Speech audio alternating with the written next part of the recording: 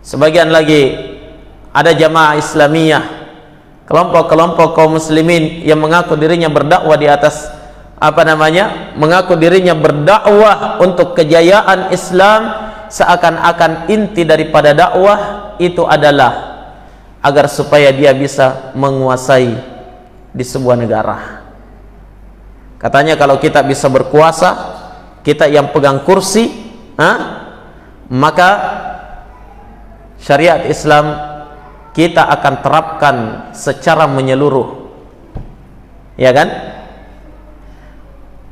Akhirnya puncak dan tujuan utama arah daripada dakwahnya adalah khilafah.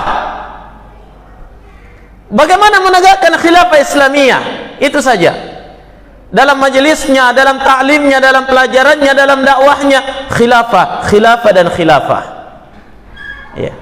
Mereka ini pun berbeda-beda, tapi satu tujuannya, khilafah Islamiyah. Nah, ada yang mengejar khilafah melalui apa? Melalui parlemen, membuat partai politik, ya, saling politik mempolitiki antara satu dengan yang lainnya. Akhirnya dia menjadi politikus yang pandai main tikus-tikusan. Islam pun dipolitiki. Yang penting puncak tujuannya bisa menguasai beberapa kursi, walaupun terkadang harus menjual ayat kursi. Nah, perhatikan ikhwan, ada juga arah perjuangannya sama, khilafah, tapi dia lebih frontal, lebih ekstrim, melakukan kekerasan, melakukan pemberontakan, melakukan ini dan itu, melakukan celaan terhadap penguasa, mengungkap aib-aib penguasa di mimbar-mimbar, menyebarkan aib penguasa melalui buletin-buletin, koran-koran, media massa, internet dan yang lain sebagainya. Tujuannya agar supaya masyarakat itu benci kepada penguasanya dan mereka yang berkuasa. Yang jelas inti dakwah mereka satu, khilafah.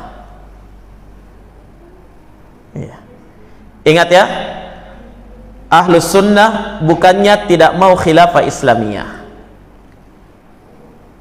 Kata Syekh Ibn Baz rahimahullahu ta'ala, ya ikhwan, la syak, tidak diragukan bahwa kita semua merindukan khilafah Islamiyah. Islam berkuasa menerapkan syariat Islam yang sempurna. Tapi kata beliau, khilafah Islamiyah itu bukan tujuan dakwah, akan tetapi khilafah Islamiyah itu adalah apa? Buah daripada dakwah yang kita bangun sejak hari ini, ya, sejak dini, begitu ya. Nah, khilafah Islamiyah terbentuk hasil daripada dakwah kita. Kalau orang semuanya sudah sadar dengan syariat Islam, dengan sendirinya akan terbentuk khilafah Islamiyah, ya kan? Masyarakat faham agama, para pedagang faham agama, ya, para aparat juga faham agama, ya, para bangsawan juga paham agama, pemerintah paham agama, semuanya paham agama, dengan sendirinya terbentuk khilafah Islamiyah. Tidak perlu demo-demo di sana, membakar ban di tengah jalan, ya, di Monas dan seterusnya.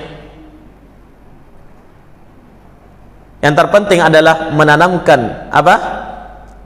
Menanamkan dakwah Islamiyah, sadar hukum, bukan orang-orang yang takut hukum. Ya. Karena orang-orang yang mengejar khilafah itu hanya mempertakuti manusia dengan hukum. Ya. Kalau kita yang berkuasa, sudah semua perempuan harus berjilbab, yang tidak berjilbab ditembak kepalanya. Ya. Kapan kita sudah berkuasa, katanya miras semuanya akan dimusnahkan. Ya, pabrik rokok kita tutup dan seterusnya. Itu gampang. Kenapa? Karena kita berkuasa.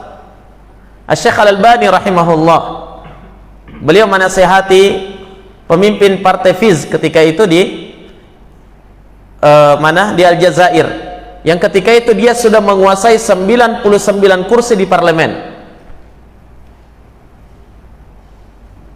Dia sudah sampaikan kepada Syekh Al-Albani, ya Syekh, selangkah lagi kita akan menegakkan syariat Islam di Aljazair. Khilafah Islamiyah akan tegak di Aljazair. Apa kata Syekh Al-Albani? Mungkin saja kalian bisa berkuasa di Aljazair dan mau menegakkan syariat Islam di Aljazair. Tapi ingat, kalau cara dakwah kalian seperti ini, yang pertama kali keluar tidak pakai jilbab adalah istri kalian sendiri. Kenapa? Tidak sadar hukum. Yang ada hanyalah apa? Takut hukum. Ingat ikhwan, Ahlus Sunnah menganggap khilafah Islamiyah buah dari sebuah dakwah yang kita lakukan, ya, sedikit demi sedikit, selangkah demi selangkah. Naam, yang mana ya Islam akan berjaya dengan dakwah ilallah. Bisa dipahami ya? Jadi ini tadi, ada orang-orang yang puncak tujuan dakwahnya adalah khilafah Islamiyah. Nah,